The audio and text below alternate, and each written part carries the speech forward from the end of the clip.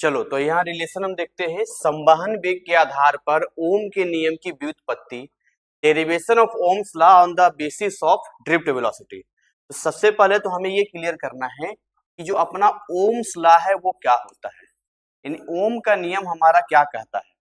तो ओम का नियम सिंपल कहता है आपका कि जो आपका V है वो I के क्या होता है, समानुपाती होता है। यानी इससे हमें एक फॉर्मूला मिलता है कि V is equal to I R. और ये जो सवाल है आपका 2018 बिहार बोर्ड में पूछा गया था। तो 2018 में ऑलरेडी ये आपका ए या सेट भी पता नहीं, ध्यान नहीं, बट 2018 में ये सवाल पूछा गया है, ये डेरिवेशन पूछा गया है। तो ओम का जो नियम है, ओम का नियम यही कहता है, और इस ओम के नियम को हमें सत्यापित करना है। और वो सत्यापित कैसे करना है, तो हमें सत्यापित करना है ड्रिफ्ट वेलोसिटी यानी संवहन वेग। तो सबसे पहली बात तो हमें समझना है कि संवहन वेग क्या होता है, प्रवाह वेग क्या होता है। तो हमने पढ़ा कि कोई भी इलेक्ट्रॉन है जब वो इस तरीके से यादृच्छिक गति करता है, यादृच्छिक गति में हम देखते हैं जो इलेक्ट्रॉन होता है बहुत सारे टक्कर करता है, इसीलिए यहाँ पर एक हम इसका औसत वेग लेते हैं। तो यहाँ पर जो इसका औसत वेग लेते हैं यानी इसका जो एवरेज वेलोसिटी लेते हैं, यही एवरेज वेलोसिटी जो है इसको हम वीडी यानी कि ड्रिफ्ट वेलोसिटी कहते हैं। इसको बिहार बोर्ड में जो पूछा गया है इसके ऊपर अपवाह वेग के नाम से पूछा गया है। ये आपका अपवाह वेग भी इसको कहते हैं। तो आपको ये वाला प्रूफ तो करना है, लेकिन ट्विस्ट यहाँ पर ये है कि आपको वीडी का इस्तेमाल करना है। फिर हमें ये भी पता है कि दो टक्करों के बीच का जो टाइम होता है वो टाउ होता है, जिससे हम लोग शीतलन समय कहते हैं, रिलैक्सेशन टाइम कहते हैं। तो इस तरीके से यहाँ पे कुछ बेसिक चीजें हमें समझनी थी जो हमने आपको बता दिया है। अब यहाँ पर हम क्या करेंगे, एक चालक लेंगे अपना, और हम मान लेंगे कि चालक की जो लंबाई है वो एल है। तो हमने मान लिया चालक की लंबाई एल है, और हमने कहा देखो जी यहाँ पे ये जो आपको दिख रहा है ये इसका जो एरिया है ए है। ए क्या होता है यहाँ पे, अनुप्रस्थ काट का क्षेत्रफल है ना, क्रॉस सेक्शनल एरिया इसको बोलते हैं, यानी अनुप्रस्थ काट का क्षेत्रफल होता है। चलो इसको मैं नीचे साइड में कहीं लिख दूंगा। अब हम ये मान लेते हैं कि इसके अंदर कोई भी अगर इलेक्ट्रॉन है तो उस इलेक्ट्रॉन का जो वेग है वो है वीडी। अगर हम कोई भी इलेक्ट्रॉन यहाँ लेते हैं जिसको मुक्त इलेक्ट्रॉन कहते हैं, इसके पास बहुत सारे ऐसे मुक्त इलेक्ट्रॉन्स होंगे, और ये जितने मुक्त इलेक्ट्रॉन से जितना ये गति करेंगे, जितना ये मूव करेंगे, उसकी विपरीत दिशा में विद्युत धारा आपको, यानी कि इधर की तरफ आपको विद्युत धारा देखने को मिलेगा, और इसी डायरेक्शन में आप देखेंगे आपका विद्युत क्षेत्र यानी ई भी उत्पन्न होगा। तो यहाँ पे हमें ये सब चीज लेके चलना पड़ेगा। तो हम यहाँ पर सिंपल तरीके से लिख देंगे, यहाँ पे माना कि किसी चालक की लंबाई एल है, जिसका अनुप्रस्थ काट का क्षेत्रफल, ये सब लिखना पड़ेगा एग्जाम में आके, अनुप्रस्थ काट का क्षेत्रफल ए तथा मुक्त इलेक्ट्रॉनों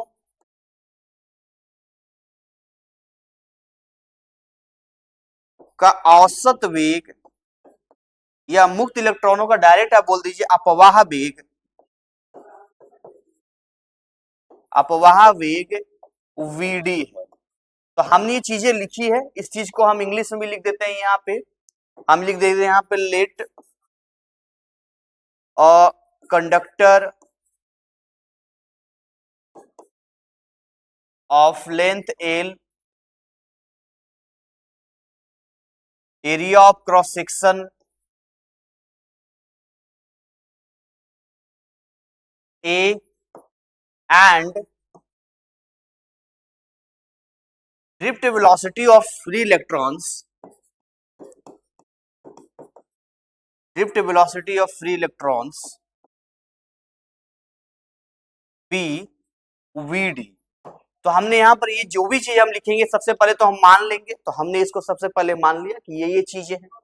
अच्छा, हम ये भी मान के चलेंगे कि जो प्रति इकाई आयतन होगा, प्रति इकाई आयतन मतलब प्रति इकाई में पर यूनिट वॉल्यूम में जो मुक्त इलेक्ट्रॉनों की संख्या होगी उसको हम एन मान लेंगे यहाँ पे। तो यहां हम स्पष्ट रूप से इस बात को लिख देते हैं यहाँ पे कि number of free electrons per unit volume, इसको हम एन मान लेते हैं, मतलब प्रति इकाई आयतन में मुक्त इलेक्ट्रॉनों की संख्या। तो इतनी चीजें लिखने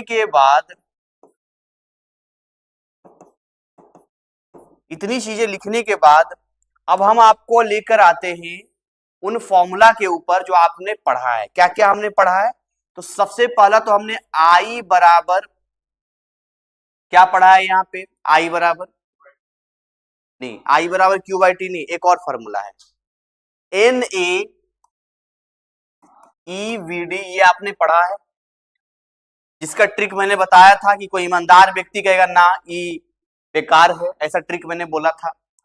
तो अब यहां पर जो हमने माना है ये वाला, हम क्या कर लेते हैं इसको, यहां पे इसको हम समीकरण 1 कर देते हैं। आई अपना क्या है, यहां पर विद्युत धारा है, इलेक्ट्रिक करंट यहां पर है, ठीक है। अब देखिए जो आपका ड्रिफ्ट वेलोसिटी अपवाह वेग का फॉर्मूला होता है वो क्या होता है, VD is equal to E into E tau upon M E, ये वाला आपने पढ़ा है। अब जो भी हमने यहां पर पढ़ा है आप ध्यान से देखेंगे तो आपको यहां पर पता चलेगा कि भाई जो भी चीज हम यहां पर पढ़े हैं इसमें ई जो है वो विद्युत क्षेत्र है, और हम जानते हैं कि जो ई होता है वो V बटे एल के बराबर होता है। V आपका क्या हो गया, पोटेंशियल डिफरेंस, विभवांतर हो गया है। तो अगर मैं इस E का इस्तेमाल इसके अंदर कर दूं तो बोलो VD is equal to E tau upon M E तो होगा, लेकिन गुणा V बटे एल भी तो होगा। यानी कि आप ध्यान से देखेंगे तो पता चलेगा कि एक्चुअली में जो VD बनेगा वो बन जाएगा यहां पर ई टाउ V, और नीचे आ जाएगा एम ई एल आ जाएगा। तो ओम का नियम जो हम पढ़ते हैं वो किस हिसाब से पढ़ते हैं, V बराबर आई आर के कॉन्सेप्ट पे पढ़ते हैं। तो अगर V बराबर आई आर का हमें कॉन्सेप्ट यहां पे लगाना है तो हमें क्या करना होगा, इसमें से V को हाईलाइट करना पड़ेगा। तो V कैसे हाईलाइट होगा, तो V को अगर हाईलाइट करना है आपको तो बहुत सिंपल तरीका है, हम क्या करेंगे, इस V को निकाल देंगे बाहर। जैसे ही V को निकालेंगे ये बन जाएगा V D M E L, और नीचे आ जाएगा ई टाउ। अब इसको हम मान लेंगे इक्वेशन 2, समीकरण 2 यहां मान लेंगे, यानी ये वाला आपका समीकरण 1 है और ये वाला आपका समीकरण 2 है। तो समीकरण 1 और 2 को हम क्या कुछ इस तरीके से करेंगे कि समीकरण 2 भाग समीकरण 1, यानी फ्रॉम इक्वेशन 2 डिवाइड इक्वेशन 1 कर देंगे, जिसमें ये वाला ऊपर रहेगा ये नीचे रहेगा। अच्छा, इसके अंदर कुछ जरूरी चीजें हैं जिसको हम यहाँ पर लिख लेते हैं, वेयर, जहां ये सब लिखना पड़ेगा आपको, क्या क्या चीजें इसके अंदर हम ले रहे हैं। तो आपके लिए जो नई नई चीजें है यहाँ पे, जैसे कि अब यहाँ पर आपका ई है, तो ई क्या है आपका, ई क्या है आपका, विद्युत क्षेत्र है, मतलब इलेक्ट्रिक फील्ड है, ये सब लिखना पड़ेगा आपको। इसके अलावा ध्यान से देखिएगा एम ई क्या है आपका, इलेक्ट्रॉन का द्रव्यमान है,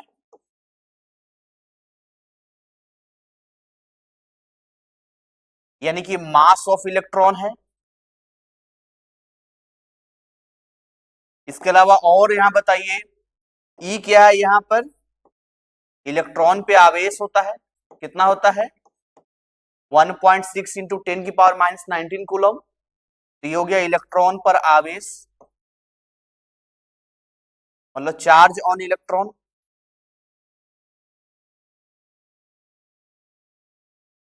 और क्या क्या चीजें इसके अंदर है, जैसे इसके अंदर टाउ लिया है हमने, टाउ क्या हो गया, शीतलन समय, शीतलन या इसको विश्रांति भी कहते हैं, विश्रांति काल कहते हैं, यानी रिलैक्सेशन टाइम हो गया यहाँ पे, जो दो टक्करों के बीच का टाइम होता है। तो जितने भी चीजें हैं जो बिल्कुल अनजान था वो हमने यहाँ पर लिख दिया है ताकि आप बेहतर तरीके से समझ पाए। अब हम क्या करेंगे यहाँ पे कि जो इक्वेशन 1 और 2 की कहानी थी, यहाँ सिंपल तरीके से हम कहेंगे कि फ्रॉम इक्वेशन 2 डिवाइड 1, यानी समीकरण 2 भाग 1 से अगर हम निकालेंगे तो आपका जो इक्वेशन 2 है वो ये वाला है। तो आप देखो जब डिवाइड करोगे तो क्या हो जाएगा, v ऊपर आ जाएगा और इसका वाला i कहाँ आ जाएगा, नीचे आ जाएगा, और यही आपका r होता है, प्रतिरोध होता है यहाँ पे। अब बताइए, बराबर करेंगे यहाँ पर v का ये पूरा सेट लिख देंगे, vd MEL, और नीचे क्या आ गया, E टाउ आ गया। बट I का जो हमने फॉर्मूला पढ़ा है NaEVD, इसको भी हमें डिवाइड करना है। इसको डिवाइड करने के लिए यहां पर सिंपल कर देंगे, NaEVD कर देंगे यहां। तो ऐसे कंडीशन में कुछ ऐसे टर्म्स होंगे जो कटेंगे, जैसे क्या क्या कटेगा, यहां पर VD से VD कट जाएगा। तो यहां पर ध्यान से देखिए, तो V बटे I बराबर क्या हो गया, यहाँ पे V बटे I बराबर MEL E टाउ, यहां पर एक सही से लिख दीजिए, जैसे यहां लिख दो N E square A tau, ऐसे लिख दो, रिपीट कर गया। बोलिए V बटे I ही R होता है कि नहीं होता है, होता है ना। तो बोलिए यहां पर जो पूरा कॉन्सेप्ट लेके चलेंगे, क्या V I के समानुपाती हुआ यहाँ पे, और क्या V बराबर IR हमने यहां पर दिया, और यही अपना प्रूव्ड हो गया। तो ये पूरा का पूरा आप ध्यान से देखेंगे तो इतना में ही सिमट गया है। तो बहुत ज्यादा हमें परेशान नहीं होना है, और बहुत ज्यादा हमें इसमें ऐसा नहीं दिमाग लगाना है। 2 फॉर्मूला इसमें हाईलाइट है, वो फॉर्मूला आपको ध्यान रखना है। एक तो ये वाला फॉर्मूला आपके लिए हाईलाइट है, दूसरा VD का फॉर्मूला इसमें हाईलाइट है। इस VD के फॉर्मूला को हमें ध्यान से देखना पड़ेगा, है ना। तो इसके बाद कुछ क्वेश्चंस करते हैं, ठीक है। अब ये देखो कुछ सवाल हैं, जिसमें ये जो सवाल पूछा गया था कि संवहन वेग के आधार पे, यानी अपवाह वेग के आधार पे ओम के नियम की व्युत्पत्ति कीजिए, ये 2018 में पूछा गया था। तो ये हो गया derive Ohm's law on the basis of drift velocity, ये मैंने करवा दिया है। दूसरा सवाल लेके आते हैं यहाँ पे, कहता किसी चालक में प्रति इकाई आयतन में मुक्त इलेक्ट्रॉनों की संख्या, यानी n की वैल्यू आपको दे रखा है यहाँ पे, A की वैल्यू आपको अनुप्रस्थ काट का, क्रॉस सेक्शन का दे रखा है, और ड्रिफ्ट वेलोसिटी भी दे रखा है, और साथ में ये भी दे रखा है कि E कितना है। ये सब आपको दे रखा है। इसको क्या करना है, इसमें निकालना क्या है, प्रवाहित धारा निकालना है, यानी करंट निकालना है। I की वैल्यू यहाँ पर निकालनी है। तो जो दिया है उसको लिख देना है आराम से, जैसे कि यहाँ पर हम सॉल्यूशन कर रहे हैं, और यहाँ जो दिया है लिख देते हैं। सबसे पहले n की वैल्यू दिया है, तो लिख देते हैं 8.5 × 10 की पावर 28 पर मीटर क्यूब। फिर आपका A दे रखा है, तो लिख दीजिए यहाँ पर 1 × 10 की पावर -6 मीटर स्क्वायर। VD आपको दे रखा है, लिख दीजिए VD आपका 1 × 10 की पावर -4 मीटर पर सेकंड। E आपको दे रखा है 1.6 × 10 की पावर -19 कूलम। तो जो डेटा दिया है उसको हम लिख देंगे। उसके बाद I निकालना है, तो वही फॉर्मूला होगा NaEVD। ये बहुत ही फेमस फॉर्मूला है, इसको खाली हमें अप्लाई कर देना है और हमें यहाँ से आंसर मिल जाएगा। अब हम क्या करेंगे, इन सब वैल्यूज को लिख देंगे। तो n की वैल्यू लिख देंगे 8.5 × 10 की पावर 28। उसके बाद A की वैल्यू यहाँ लिख देंगे 1 × 10 की पावर -6। E की वैल्यू लिख देंगे 1.6 × 10 की पावर -19, और VD की जो वैल्यू लिख देंगे यहाँ पर 1 × 10 की पावर -4। अब ये एम्पियर में ही आएगा, ऑब्वियस सी बात है, लेकिन अब इसको सॉल्व कैसे करना है। जब भी इस तरह के काफी लेंथी सवाल आपके सामने आए, तो आपको क्या करना है, 2 काम करने हैं। पहले जहां जहां भी आपको ये अंक मिलेंगे, जो संख्या होगा उस संख्या को अलग कर देना है, और इन सारे संख्या को आपको भिन्न में, फ्रैक्शन में बदल देना। जैसे ये हो गया 85/10 और ये हो गया 16/10। उसके बाद क्या करेंगे, जितना भी 10 का घात है, 10 का पावर है, उसको एक जगह पे लिखिए और सब पावर को ऐड कर दीजिए। जैसे कि पावर देखिए 28 प्लस -6 प्लस -90 प्लस -4, और ये सब एम्पियर में आएगा। तो अब यहां पर गुणा करेंगे, 16 × 25 80, 0 हाथ में 8, 16 को 8 से मल्टीप्लाई करेंगे 128 आएगा। 128 में 8 जोड़ेंगे तो 136 हो गया। अब नीचे कितना हो गया, 100 गुणा, अब देखिए 10 की पावर ये 28 हो गया है। 6 और 19 को जोड़ेंगे तो हो गया 25। अब 25 से 4 कितना हो गया, 29 हो गया। तो ये हो गया -29। अब देखिए यहाँ से 0 और 0 कट गया, तो ये क्या हो गया 136, नीचे हो गया 10 गुणा 10 की पावर -1, क्योंकि यहाँ पर 28 छोटा है, 29 बड़ा है। अब यही वाला जब नीचे जाएगा तो बोलिए इसको लिख सकते हैं 136/100, और इसी को हम लिख सकते हैं 1.36 एम्पियर लिख सकते हैं। लिख लो इसको।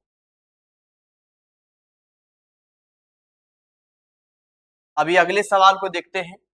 अपना अगला सवाल यहाँ पर क्या कहता है, किसी चालक के सिरों के बीच 10 वोल्ट का विभवांतर लगाने पर 2 एम्पियर की धारा प्रवाहित होती है। मतलब 10 वोल्ट लगाते हैं तब जाकर आपका करंट होता है 2 एम्पियर का। तो इसमें पहला पूछा है कि चालक का प्रतिरोध यानी रेजिस्टेंस ज्ञात कीजिए। दूसरा कहता है यदि वोल्टेज को बदल दिया जाए और 10 वोल्ट से 20 वोल्ट कर दिया जाए तो इसके अंदर धारा कितनी होगी, यानी आई कितना होगा। तो ये सवाल था जो मैंने आपको बता दिया है। अब सिंपल तरीके से इसका सॉल्यूशन करेंगे और जो जो दिया है लिख देंगे। सबसे पहले सवाल में वोल्टेज दिया है, वोल्टेज दिया है 10 वोल्ट, और ध्यान से देखिए आई कितना दे रखा है, 2 एम्पियर दे रखा है। तो ओम का नियम लगाएंगे। तो ओम्स लॉ यानी ओम का नियम हम जानते हैं। क्या जानते हैं ओम का नियम, V is equal to I R. तो यहां से R कितना हो जाएगा, V/I।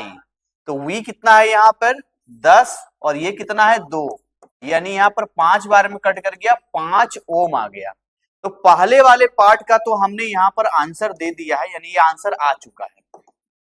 लेकिन जो दूसरा वाला सवाल अपना पूछा है यहाँ पे, जिस सवाल के अंदर ध्यान से देखेंगे तो इसमें कहता है कि वोल्टेज को ही बदल दिया है। तो देखिए इसका प्रतिरोध नहीं बदलेगा, इसका रेजिस्टेंस नहीं बदलेगा, ये वही रहेगा। तो इसीलिए अब नया वाला वोल्टेज मान लो V' बोल देते हैं, ये हो गया 20 वोल्ट। R अभी भी वही 5 ओम रहेगा, और मान लो I' हमें निकालना है यहाँ पे कि I' कितना होगा। तो सिंपल वही ओम का नियम, V' is equal to I' R, और यहाँ अगर I' निकालना है तो V'/R। तो V' कितना है 20, और ये हो गया 5, 4 बार में कट कर दिया, यानी 4 एम्पियर क्या हो गया, इसका नया करंट की वैल्यू आ गई। ये इसका पूरा का पूरा सॉल्यूशन है, इसको लिख लो। तो अगला सवाल हमारा सवाल संख्या 4 है। जिस सवाल में कहता है किसी चालक में जो आपका विद्युत क्षेत्र है यानी ई है वो दे रखा है 200 वोल्ट पर मीटर इलेक्ट्रिक फील्ड, और जो मोबिलिटी है, जो म्यू है, गतिशीलता है, वो दे रखा है। संवहन वेग यानी ड्रिफ्ट वेलोसिटी आपको पता करना है। ये आपको बताना है कि वीडी की वैल्यू कितनी। देखिए बहुत सिंपल है ये, यहाँ पर आपको मालूम है, सॉल्यूशन वाले पार्ट में हम लिख देते हैं। पहले तो ई दे रखा है 200 वोल्ट पर मीटर, म्यू आपका दे रखा है 4 × 10⁻³ मीटर स्क्वायर पर वोल्ट पर सेकंड। तो आपको एक फॉर्मूला आपने पढ़ा है, वो पढ़ा है VD is equal to mu into E, पढ़ा है कि नहीं पढ़ा है। तो हमें खाली इसको गुणा कर देना, मल्टीप्लाई कर देना, आंसर हमें आ जाएगा। तो कैसे आएगा इसका आंसर, अब देखिए यूनिट के साथ आपको मल्टीप्लाई करके दिखाता हूँ। म्यू लिख देता हूँ 4 × 10⁻³ मीटर स्क्वायर पर वोल्ट पर सेकेंड मल्टीप्लाई 200 वोल्ट पर मीटर। तो ध्यान से देखिएगा, आपको एक बात पता चलेगी, ये 4 और ये 200 कितना हो गया 800, और ये क्या हो गया 10⁻³ अब देखिए ये जो पर वोल्ट है और ये वोल्ट है, ये कैंसिल हो जाएगा, ये मीटर से ये मीटर कटेगा, तो क्या बचेगा, ये मीटर पर सेकेंड। तो देखिए ये 800 है ऊपर, और नीचे कितना आ जाएगा 1000, क्योंकि -3 है पावर, हो गया मीटर पर सेकेंड। ये 0 0 कट गया, कितना आ गया, ये 0.8 मीटर पर सेकेंड, और यही वीडी का आंसर हो गया, संवहन वेग का 0.8 मीटर पर सेकेंड, एंड ये आंसर हो गया। इसको लिख लो।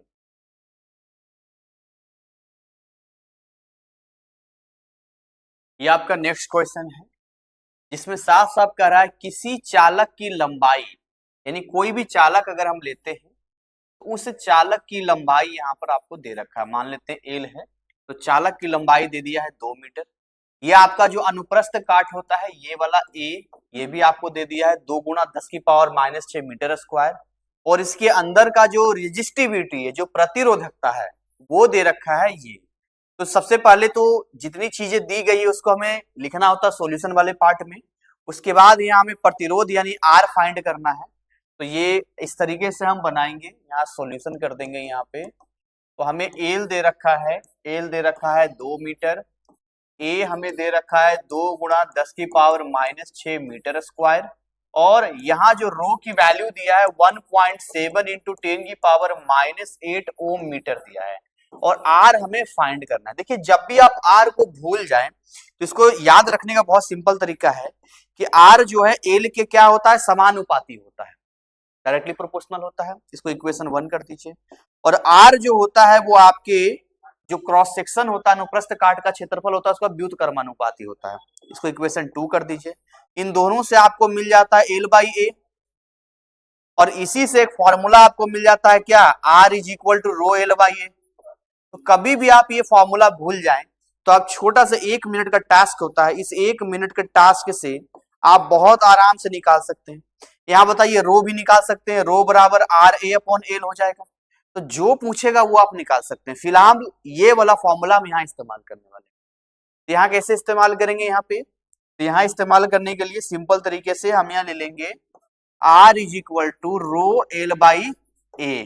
तो बताइए रो कितना दे रखा है, 1.7 गुणा 10 की पावर माइनस 8 ओम मीटर, एल कितना दे रखा है 2 मीटर, और नीचे बताइए ए कितना दे रखा है 2 गुणा 10 की पावर माइनस 6 मीटर स्क्वायर। तो यहाँ ध्यान से देखिए तो आपको एक बात समझ में आएगा कि ये दोनों ही मीटर इस मीटर स्क्वायर क्या कर देगा, कैंसिल कर देगा, काट देगा। अब उसके बाद ध्यान से देखिए ये 2 से 2 क्या हो जाएगा, कट जाएगा। तो क्या बच गया, आर बराबर यहाँ पे 10 की पावर माइनस 6 ऊपर चला जाएगा तो क्या हो जाएगा 1.7 गुणा 10 की पावर माइनस 8 प्लस 6, और ये हो गया किसमें, ओम में। तो ये हो गया 1.7 गुणा 10 की पावर माइनस 2, और ये ओम हो गया, और ये क्या हो गया, इसका आंसर हो गया। तो इस तरीके से हम एक छोटे से टास्क में इसको कंप्लीट कर सकते हैं। इसको लिख लो, और इन ऐसे जितने भी सवाल होते हैं इसको हम ये कह सकते हैं कि एक अच्छी प्रैक्टिस से अच्छा किया जा सकता है। लिख लो इसको। तो इस तरीके से हमने देखा कि कैसे ये एक इंपॉर्टेंट क्वेश्चन आपके एग्जाम में पूछा गया था, और उसको इतने शानदार तरीके से हमने एक्सप्लेन भी किया, और इसके अलावा एक्स्ट्रा पार्ट के क्वेश्चंस भी हमने दिए हैं। तो बेहतर क्लासेस, बेहतर इंफॉर्मेशन और बेहतर तरीके से पढ़ने से फिजिक्स आपके लिए बहुत आसान हो जाता है। अगर आप हमारे ऑफलाइन क्लासेस को ज्वाइन करना चाहते हैं तो आप हमारे ऑफलाइन क्लासेस को भी ज्वाइन कर सकते हैं। कैसे ज्वाइन करेंगे, यहाँ पर आपको हम दिखा देते हैं। तो आपको हमारा जो ये क्लास नोट्स टाइप का होता है, ये जिसके अंदर डिटेल नहीं होता है, हम क्लास कॉपी में लिखवाते ही हैं। ये फिजिक्स बाय सूरज सर है। आप ये जो एड्रेस आपको दिख रहा है इस एड्रेस पे आ सकते हैं। डिटेल इंफॉर्मेशन के लिए आप हमें इस नंबर पे संपर्क कर सकते हैं। इंस्टाग्राम, टेलीग्राम का चैनल और फेसबुक फिजिक्स बाय सूरज सर के नाम से है, और यूट्यूब चैनल तो खैर आप जानते ही हैं। और इस पे बहुत सारे 3D एनिमेशन और बहुत सारे बेहतर तरीके से फिजिक्स को नए अंदाज में, नए तरीके से पढ़ाया जा रहा है। अगर आप इसका लाभ लेते हैं तो आप अपने एग्जाम में बहुत बेहतर करेंगे। मिलते हैं नेक्स्ट पार्ट में, तब तक खूब मेहनत कीजिए और आगे बढ़िए।